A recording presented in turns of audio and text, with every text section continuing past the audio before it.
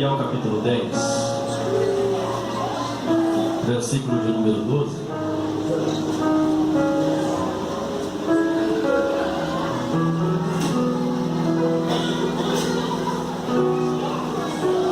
Daniel capítulo de número 10. Enquanto você encontra, eu louvo a Deus pela vida da minha esposa Maéria, que está lá na porta do meu filhão. Deus abençoe. Minha filha Beatriz, meu filho Mateus. Maérica é uma bênção de Deus para a minha vida, é a coluna do meu ministério. Que Deus te abençoe. Daniel capítulo 10. Vamos ver o versículo 11 também. Daniel 10, versículo 11. Quem encontrou, diga glória a Deus. E disse-me ele: ó Daniel, tu és um homem muito amado. Entende as palavras que eu te falo e põe-te em pé, pois a ti sou agora enviado. E quando ele falou-me essas palavras, levantei-me tremendo. Então disse-me ele: não temas, Daniel, pois desde o primeiro dia em que tu propusestes no teu coração para entender e para humilhar-te perante o teu Deus, tuas palavras foram ouvidas, e eu venho por tuas palavras. Amém? Tome seu assento glorificando a Deus. Oh Deus poderoso, abençoe Jesus. Oh glória. Meus irmãos,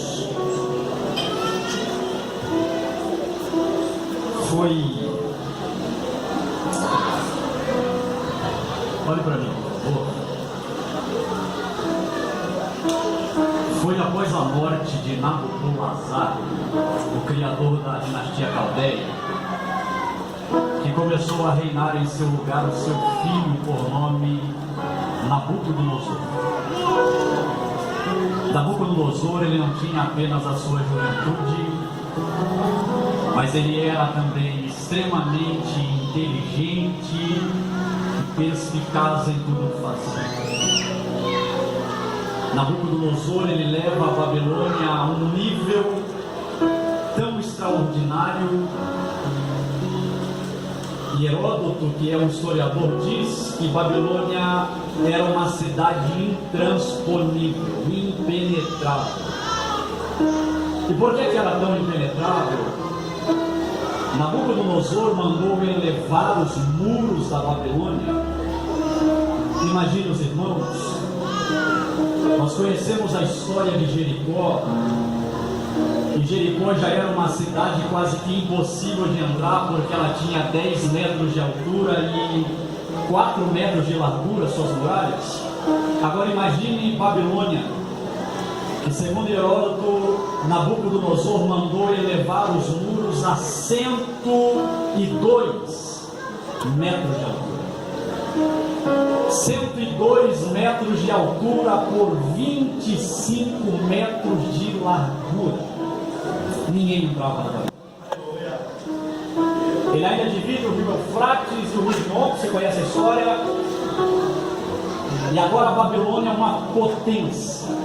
Porém, Nabucodonosor fica sabendo que a maior potência bélica que havia na época era o Egito, que era governado pelo faraó Neco. E como os irmãos conhecem a história, Neco havia vencido Jerusalém em batalha, e agora Josias, que era o rei de Israel, pagava tributo ao faraó Neco. E pagar tributo para o Egito não era baixo preço. Quando os assírios resolvem sair em peleja contra o faraó Neco, segundo a Bíblia diz, Josias se une aos assírios para guerrear contra eles. Embora Neco dissesse: não faça isso, Josias toma a decisão de se reunir aos assírios, pastora Sandra, e eles saem em peleja. É a chamada Batalha de Megido. Só que Josias morreu na peleja. E agora o faraó Neco coloca no lugar de Josias o seu filho chamado Jeoiaquim, e ele continua pagando tributo. Quando Nabucodonosor sai em peleja contra o Egito e Neco, a história diz que ele vence a Neco em peleja. E agora Nabucodonosor é dono de tudo que o Egito mandava. Consequentemente, entre os despojos da guerra, Jerusalém está envolvida. E quando Nabucodonosor descobre que Jerusalém vem como despojo, ele pega o seu capitão, o implacável Nebuzaradã, e ele manda ir à longínqua cidade de Jerusalém, a fim de dizer ao rei Jeoaquim: assim como vocês pagavam tributo para o Egito, vão ter que pagar tributo para a Babilônia. E para mostrar a vocês que a gente não está de brincadeira, se vocês não pagam, nós destruímos. A história diz que Nebuzaradã vai trazer consigo para a Babilônia os príncipes da cidade de Jerusalém, os cabeças pensantes. É justamente nesta leva que é trazido a Babilônia que vem Daniel, Ananias, Azarias e Misael. São príncipes da cidade.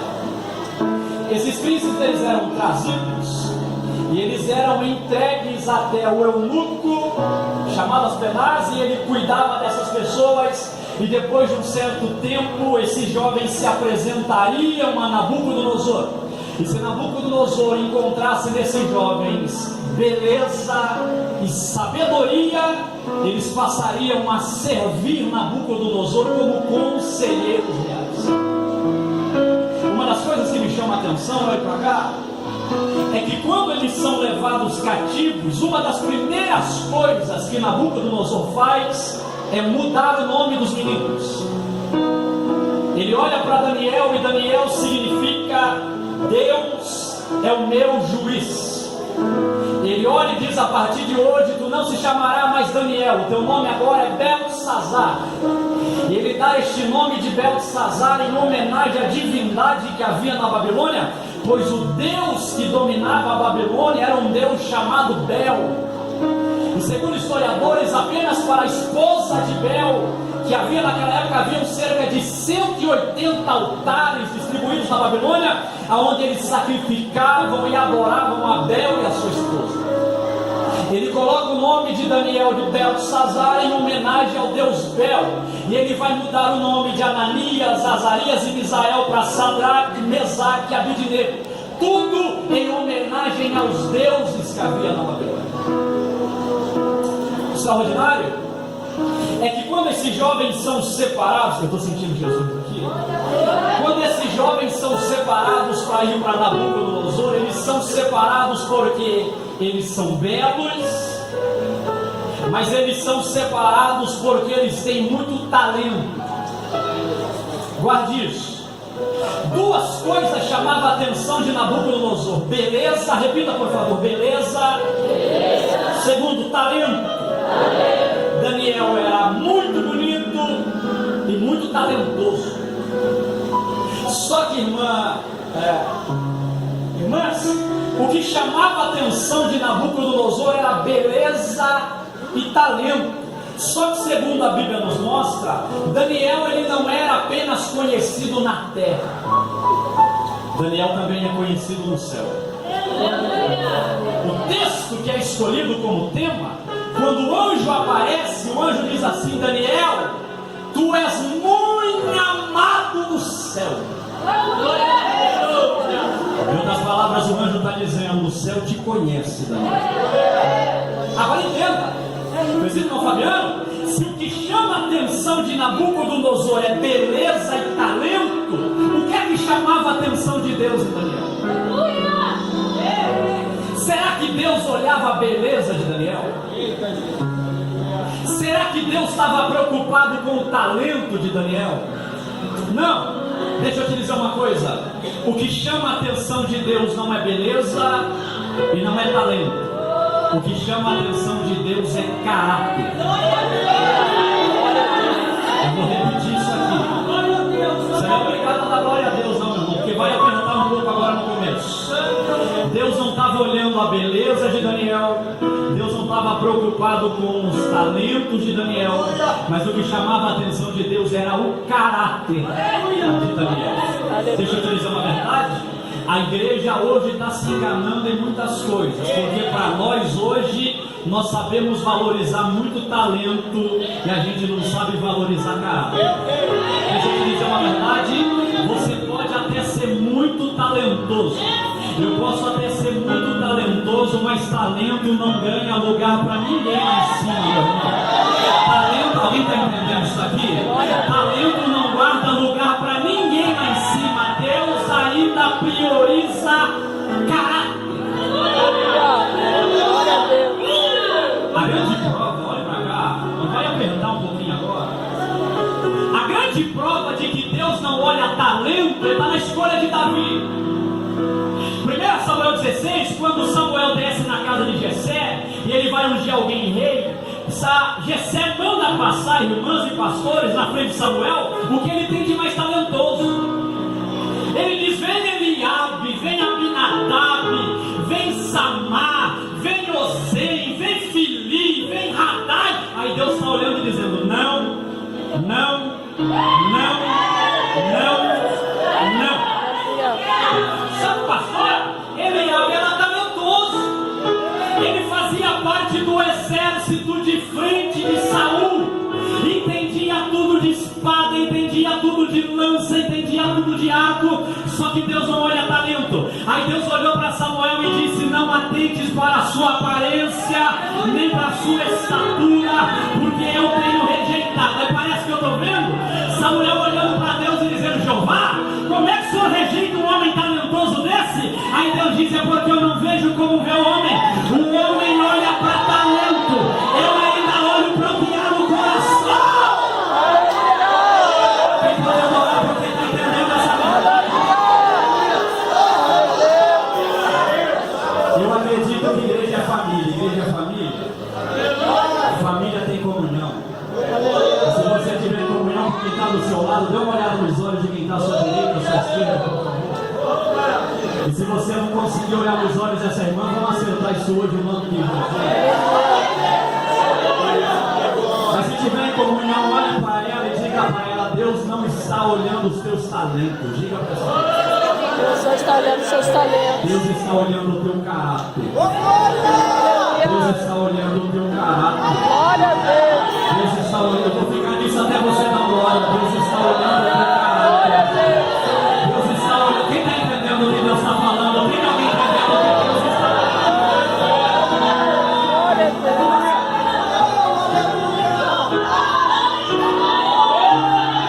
falando? Nós estamos tão iludidos com talento que vai chegar naquele dia, vai chegar muita gente, pastor Fabiano, talentosa lá, e vai dizer: no teu nome eu preguei. Que talento! No teu nome eu cantei, fogo desceu. Jesus disse: que talento, hein? No teu nome eu regi. Ninguém regia como eu regia. Jesus vai olhar e dizer: que talento, hein? O problema é que depois disso Jesus vai dizer: apartai-vos de mim, que eu nunca te conheci. Agora tem gente que não prega, tem gente que não canta, tem gente que não rege. A gente olha para ele na igreja, a gente diz: isso aí não faz nada para Jesus, porque ele não grita como eu grito, ele não rodopia como eu rodopio, parece que ele não está fazendo o que eu estou fazendo, mas Jesus está olhando o caráter dele. E quando ele chegar naquele dia, Deus vai ter o prazer de olhar para ele e dizer: vinde benditos de meu Pai, toma por herança que não me desse povo. Deixa eu ver quem está entendendo, pode levantar a mão para glorificar caráter. Levante a sua mão, levante a sua mão, levante a sua mão.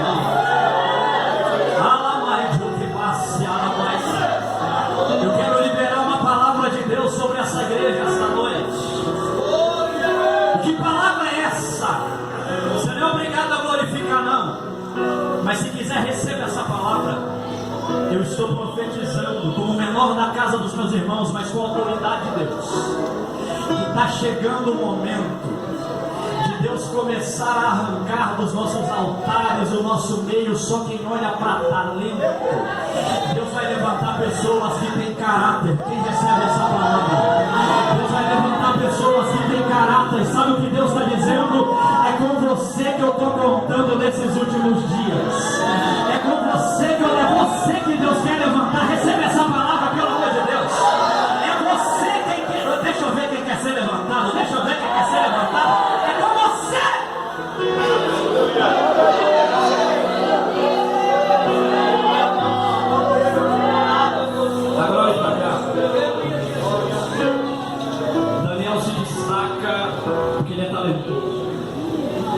Aí você conhece a história. E segundo o que a Bíblia diz, Aleluia. é levantado alguns príncipes das províncias que lá existem. Daniel se destaca. E nessa noite, olha para mim, em rápidos minutos, eu gostaria de falar aos irmãos o que é que chamava a atenção de Deus em Daniel. Observe, como é que pode alguém descer do céu, um anjo, olhar para Daniel e dizer: no céu você é amado? Escuta, não é qualquer pessoa que ouve isso de Deus. Eu vou repetir, não é qualquer pessoa que ouve de Deus: no céu você é amado, rapaz. Escuta, o que é que Daniel fazia? O presbítero Fabiano chamava a atenção de Deus e que fazia com que ele fosse amado no céu. Em rápidas palavras, se tiver com a sua Bíblia aberta, por favor, abra a sua Bíblia no capítulo 1 de Daniel, versículo de número 8. Aleluia.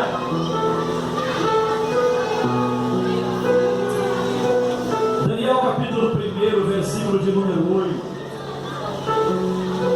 Confesso aos irmãos que hoje eu estava jejuando pela manhã e orando a Deus, dizendo: Deus, essa palavra é assim mesmo. E Deus disse: entrega tudo. Eu vou voltar embora com a consciência tranquila.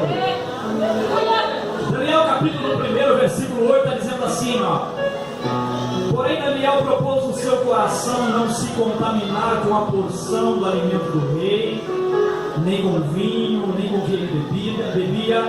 Então pediu ao príncipe dos eunucos que ele não se contaminasse. Olha para cá, aqui está um dos motivos de o porquê Daniel era tão amado no céu. Qual é o motivo? Capítulo 1, verso 8 está mostrando, pastora Sandra, Daniel estava na Babilônia,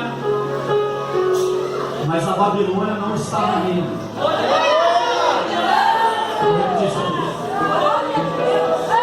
Daniel estava na Babilônia, mas a Babilônia não estava em Daniel. Mas sabe o que o texto está dizendo? Que Daniel não se contaminava. Oh, glória a Deus. Eles precisam comer, banquetear, porque eles vão se apresentar ao rei. Só sabe qual é o problema do banquete?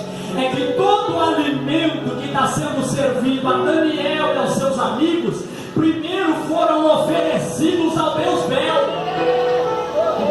Aí Daniel está dizendo: se eu como do que foi oferecido, então eu estou pactuando com aquilo que foi oferecido. Daniel está dizendo: eu prefiro comer só verdura.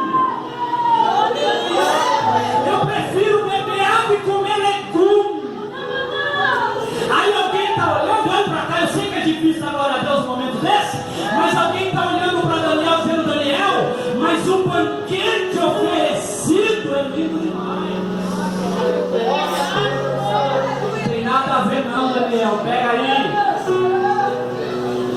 O rei mandou comer. Aí Daniel está dizendo: esse banquete é do rei da terra, e quem come no banquete do rei da terra tem que se prostrar para o rei da terra. Eu prefiro comer no banquete do Deus do céu e me prostrar só para Deus.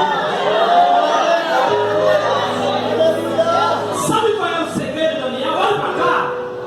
Daniel não se contaminava. Repita, por favor. Daniel não se contaminava. Olha para cá, meu irmão. Eu não sei se era isso que você estava esperando ouvir nesse primeiro dia de conversa. Mas Deus me trouxe aqui para olhar para alguém e dizer: você não pode se contaminar. Por mais que o manjar seja muito atrativo aos nossos olhos, Deus está olhando para alguém essa noite e está dizendo: eu não te chamei como qualquer um.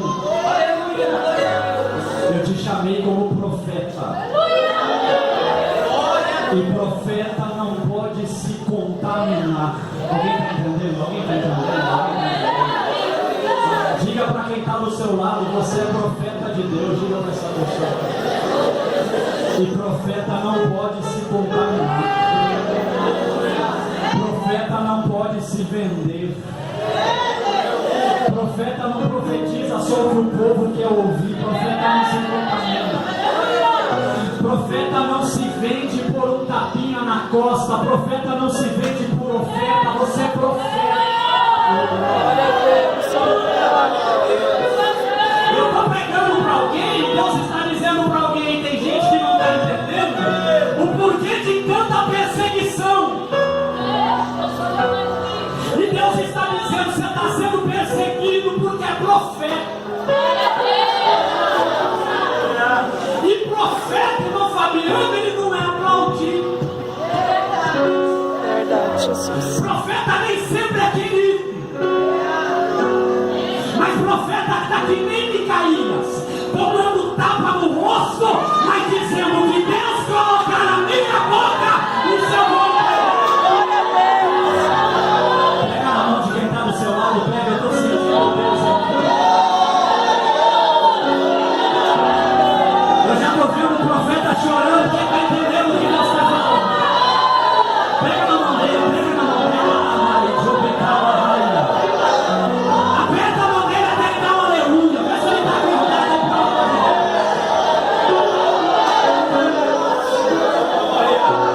diga para ele: você só está sendo perseguido porque é profeta. Diga para essa pessoa: só está sendo criticado porque é profeta. Diga para essa pessoa: só estão se levantando contra a tua família porque você é profeta.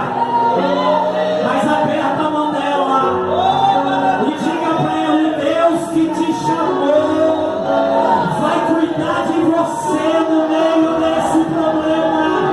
O Deus que chama o profeta é o Deus que cuida dele. O Deus que chama o profeta é o Deus que ama ele. E se tem profeta na casa, meu Deus, quem tem glória na boca para dar glória, quem tem aleluia na boca para dar aleluia. Você é profeta.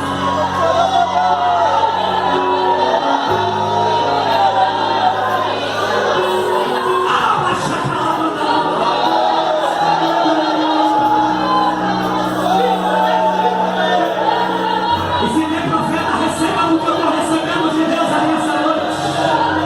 Se tem profeta, abre a boca para adorar ele aí essa noite.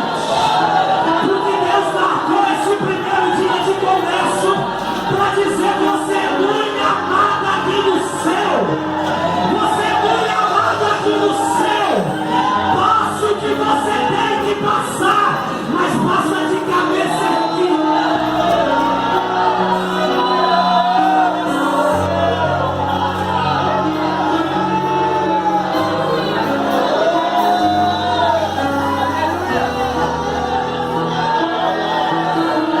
Olha pra mim. Dá um pouquinho de retorno aqui, por favor. Só um pouquinho de retorno, por favor. Olha pra cá. Eu estava durante o dia pensando acerca do que ministrar aqui. Deus começou a falar no meu coração. E eu estou pregando a você não o que eu vivo. Porque eu aprendi que se eu pregar o que eu vivo, minha pregação vai ser muito curta. Então eu não prego o que eu vivo, eu prego o que o meu Deus é. Se eu pregasse o que eu vivo enquanto eu estava desempregado, eu pregava sobre desemprego. Enquanto eu estou doente, eu prego sobre enfermidade. Mas quando eu prego o que o meu Deus é, eu estou doente, mas eu prego que Deus cura. Eu estou desempregado, mas eu prego que Deus abre porta. Eu estava lá no trabalho. E por um momento, pastores, eu fui obrigado a correr para o banheiro. Fechar a porta do banheiro. Dobrar o joelho na frente da privada. E alguém pode pensar: que loucura é essa, momento? Eu tive que ir pro banheiro, não Fabiano, para chorar no banheiro. Falei mistérios com Deus no banheiro. Porque enquanto eu estava lá, Deus estava falando comigo sobre pessoas que estão aqui essa noite. Eu estou pregando para pessoas aqui essa noite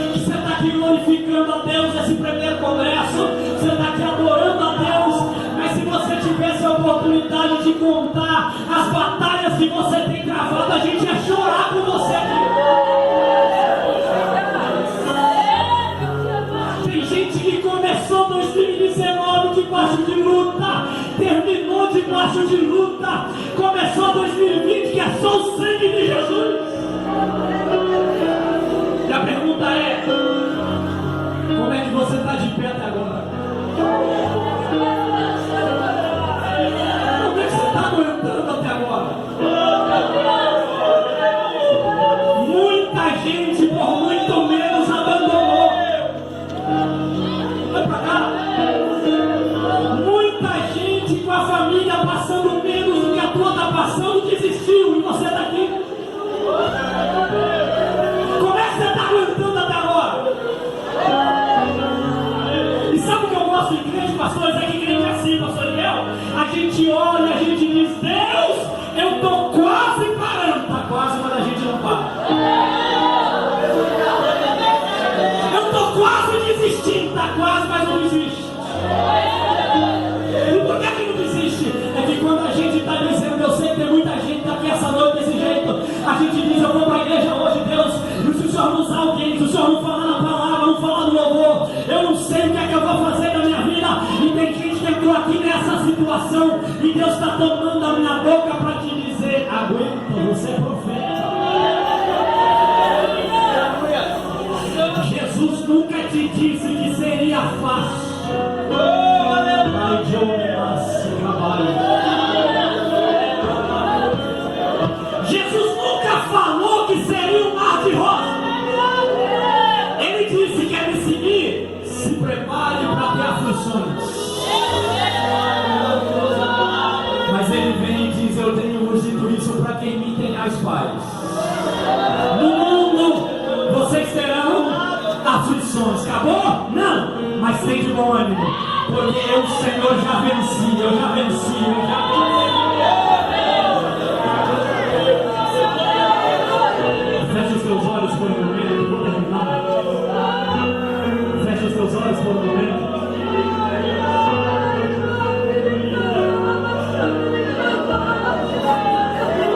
Eu quero que você pare para meditar por um momento.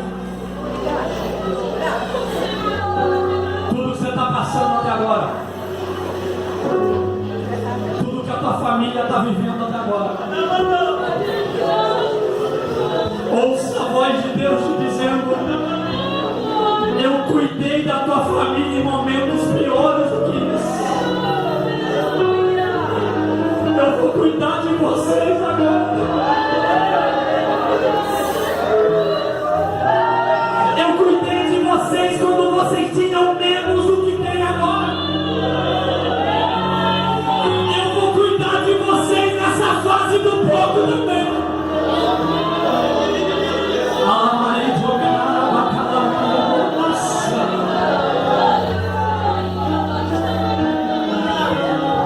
Talvez você tenha entrado aqui,